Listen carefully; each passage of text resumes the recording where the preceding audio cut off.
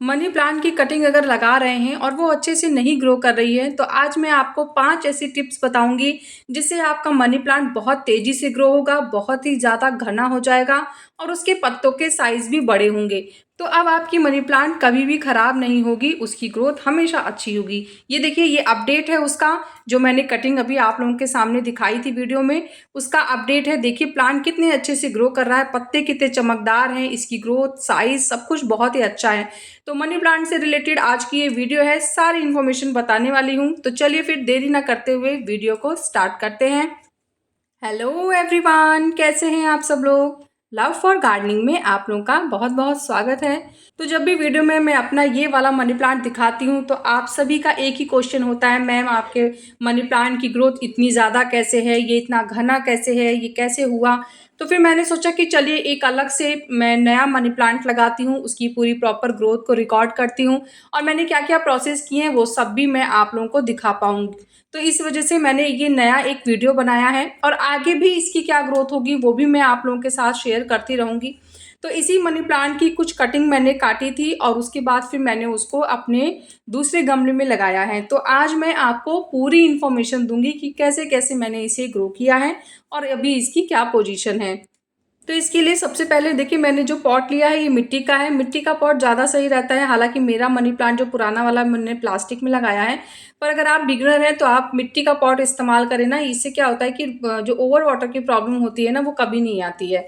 तो मिट्टी में जो हमने ली है वो है एकदम वेल ड्रेन सॉइल, जिसमें मैंने 30% वर्मी कंपोस्ट मिलाया था और उसके बाद 40% इसमें मैंने जो नॉर्मल मिट्टी होती है वो डाली है और 30% मैंने यहाँ पे रेत का इस्तेमाल किया है। इससे मिट्टी काफ़ी भुरभुरी होती है और मनी प्लांट को ऐसी ही मिट्टी पसंद होती है। तो एकदम भुरभुरी मिट्टी रहती है ना, तो फिर जो ड्रेनेज होल से वाटर निकलता है वो बहुत तेज़ी से चला जाता है और मनी प्लांट को कम पानी में बहुत अच्छी ग्रोथ मिलती है। तो उसको ज़्यादा पानी देने से फिर जो नुकसान होते हैं वो भी प्लांट में नहीं होंगे। अब इसके बाद मैंने एक दो चीज़ें और डाली हैं, तो चलिए वो भी बताती हूँ। जैसे मिट्टी तो मैं तैयार करके रखे रहती हूँ, तो मैंने क्या किया है, इसकी मिट्टी के ऊपर एक मुट्ठी लगभग मैंने नीम की खली की लेयर डाल दी है और उसके बाद थोड़ा सा वर्मी कंपोस्ट मैंने लिया था, उसकी भी एक लेयर ऊपर इस तरीके से डाल दी है और फिर मैंने हल्की सी मिट्टी डाल दी ताकि वो खाद अच्छे से कवर हो जाए। इससे क्या होता है ना कि जो डायरेक्ट जो फर्टिलाइज़र है वो प्लांट तक नहीं पहुंचता है, मिट्टी की एक लेयर जम जाती है। ये देखिए, खाद देने के बाद मैंने मिट्टी की एक लेयर इस तरीके से हाथ से ही अपने पॉट पे डाल दी है और अब मैं इसे चारों तरफ से बिछा दूंगी। अब ये मिट्टी ने खाद को कवर कर दिया है, तो अब हम जो प्लांट लगाएंगे वो डायरेक्ट हमारे फर्टिलाइज़र को टच नहीं करेगा।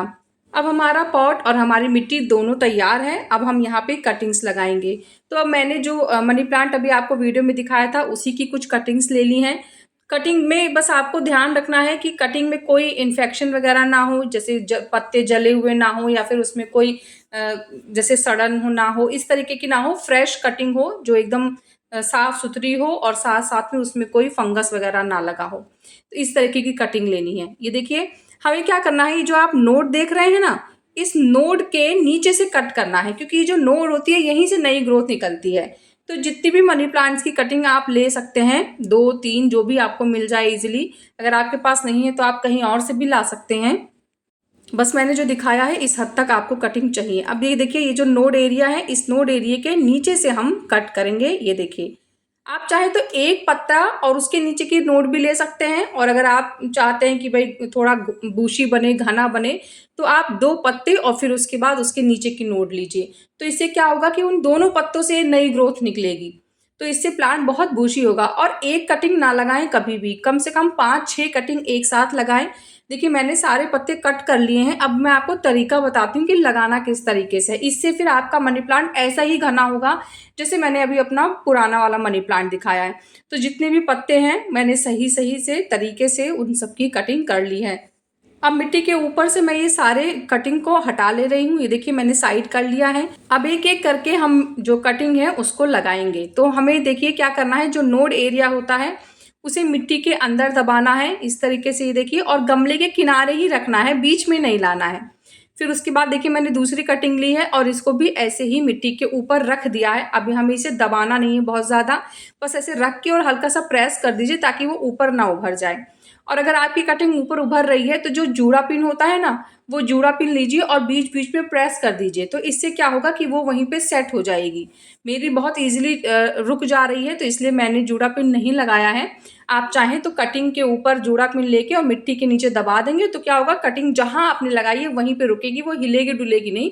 और फिर कुछ कुछ दिनों बाद जब प्लांट अपनी ग्रोथ स्टार्ट कर देगा, फिर उसकी, क्योंकि उसकी रूट्स आ जाएँगी, तो फिर आप उसको हटा सकते हैं, मतलब जूड़े पिन को हटा सकते हैं, फिर उसकी ज़रूरत नहीं रहेगी। तो देखिए चारों तरफ से मैंने सारी कटिंग्स को लगा लिया है और मैंने बीच में स्पेस छोड़ा है। वो क्यों छोड़ा है? क्योंकि जब मनी प्लांट बड़ा होगा, घना होगा, तो फिर हम यहाँ पे मॉज स्टिक लगाएंगे। अगर आप बीच में भी लगा देंगे ना, तो फिर मॉज स्टिक के लिए स्पेस नहीं बचेगा, इसीलिए मैंने मॉज स्टिक के लिए स्पेस छोड़ दिया है।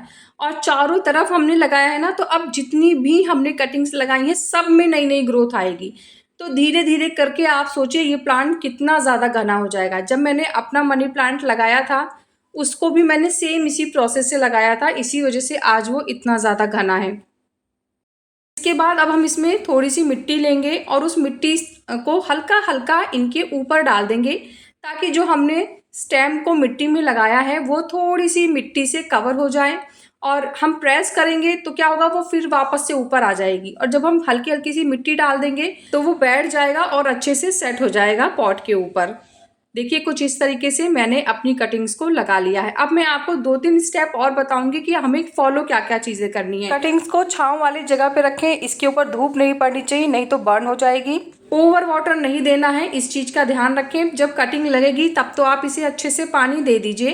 देखिए ये मेरा पुराना वाला मनी प्लांट है, जो कि मैंने इसी प्रोसेस से लगाया था, जो मैंने अभी आपको सिखाया है। और ये देखिए ये वो मनी प्लांट है जिसको अब मैंने आप लोगों के साथ ही ग्रो किया है। पानी इसको बहुत धीमी धीमी स्पीड में देना है, क्योंकि तेज स्पीड से अगर आपने पानी दिया तो इसके पत्ते अपनी जगह से हिल सकते हैं। तो इस वजह से इस चीज़ का ध्यान रखना है। पहले दिन तो आप इसे भरपूर पानी दे दीजिए, उसके बाद बहुत कम पानी देना है, ओवर वाटर नहीं करना है। ये लगभग 1 हफ्ते बाद का अपडेट दिखा रही हूँ। आप देखिए नई नई पत्तियाँ इसमें आनी शुरू हो गई हैं। 1 हफ्ते के अंदर ही लगभग न्यू लीव्स आने स्टार्ट हो गई थी। अब इसकी ग्रोथ को बढ़ाने के लिए मैंने यहाँ पे एक खाद तैयार की है, तो जिसमें मैंने यहाँ पे लगभग 4 से 5 मुट्ठी मैंने वर्मी कंपोस्ट का इस्तेमाल किया है 1 लीटर पानी में। इस फर्टिलाइज़र से क्या होगा कि जो ग्रोथ शुरू होनी स्टार्ट हो गई थी, वो ग्रोथ फिर स्पीड पकड़ लेगी, बहुत तेज़ी से ग्रो करेगी। फिर उसके बाद मैंने यहाँ पे लगभग 3 से 4 चम्मच ही नीम की खली का इस्तेमाल किया था। नीम की खली बहुत फ़ायदेमंद होती है प्लांट्स के लिए, और ख़ासकर जो इस तरीके के प्लांट्स होते हैं इंडोर प्लांट्स, उसमें तो फंगस और इंसेक्ट बहुत तेज़ी से लग जाते हैं, तो उनसे प्रोटेक्शन के लिए तो बहुत ही ज़्यादा ज़रूरी है। इसके बाद फिर मैंने यहाँ पे लकड़ी की राख का इस्तेमाल किया था, और वो भी मैंने लगभग 2 चम्मच लिया था। देखिए वैसे तो मनी प्लांट को बहुत ज़्यादा फालतू खाद देने की ज़रूरत नहीं है, लेकिन हाँ महीने में एक बार अगर आप कुछ खाद हैं जो इसे दे देते हैं, तो इससे इसका रिज़ल्ट बहुत अच्छा होता है।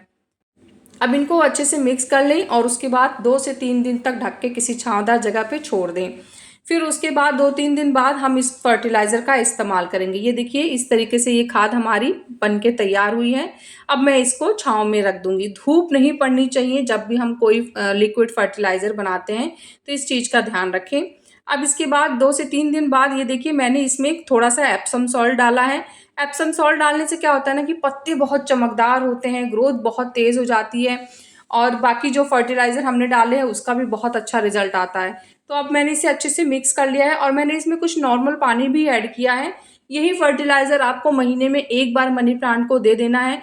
फिर इससे ग्रोथ बहुत तेज़ हो जाएगी, स्पीड बहुत तेज़ हो जाएगी, पत्ते भी चमकदार होंगे, प्लांट बहुत ही जल्दी घना होना शुरू कर देगा। अब मैं आपको इसका अपडेट दिखाती हूँ। तो ये देखिए जो कटिंग्स मैंने लगाई थी वो कितनी ज़्यादा तेज़ी से बढ़ने लग गई हैं। इनके पत्ते भी बहुत खूबसूरत हैं, और इनके पत्तों में जो चमक है वो भी बहुत अच्छी है, और प्लांट काफ़ी घना भी दिख रहा होगा आपको। तो जो तरीका था वो भी मैंने आपको बताया है, साथ साथ में फर्टिलाइज़र भी बता दिया है। बस क्या करना है ना कि थोड़ी सी साफ़ सफाई भी रखें। जैसे मनी प्लांट के पत्तों को एक बार हटा के मिट्टी ज़रूर चेक करें कि उसमें कोई फंगस तो नहीं लगा है, ओवर वाटर तो नहीं हुआ है। अगर कोई प्लांट में आपको सूखा पत्ता दिख रहा है तो उसको समय समय पे रिमूव करते रहें, ये बहुत ज़रूरी होता है। देखिए हल्के हल्के पत्ते आपको थोड़े से जले हुए भी दिख रहे होंगे, ये इस वजह से है क्योंकि धूप बहुत तेज़ हो जाती है तो पत्तों पे असर आ जाता है। तो प्लांट को एकदम मतलब धूप से बचाना है, एकदम डायरेक्ट सनलाइट में नहीं रखना है। ऐसी जगह रखें जहाँ पे रोशनी रहे दिन भर, जितनी भी देर धूप रहती है उसकी, लेकिन धूप डायरेक्ट इनके ऊपर ना पड़े, नहीं तो फिर पत्ते बर्न होना शुरू हो जाते हैं। लेकिन अब की बात तो टेम्परेचर इतना ज़्यादा हाई है कि इनको इंडोर रखने पे भी इनकी लीव्स में देखिए हल्का हल्का बर्न हो रहा है। तो मनी प्लांट से संबंधित सारी जानकारी मैंने बता दी है। इसके बाद भी कोई क्वेश्चन कन्फ्यूज़न रहता है तो आप मुझे कमेंट कर सकते हैं। कैसा लगा मेरा आज का ये वीडियो मुझे ज़रूर बताइएगा। अगर आपको वीडियो पसंद आया है तो वीडियो को लाइक करिएगा, चैनल को सब्सक्राइब करिएगा। मिलते हैं फिर नेक्स्ट वीडियो में, तब तक के लिए बाय, टेक केयर।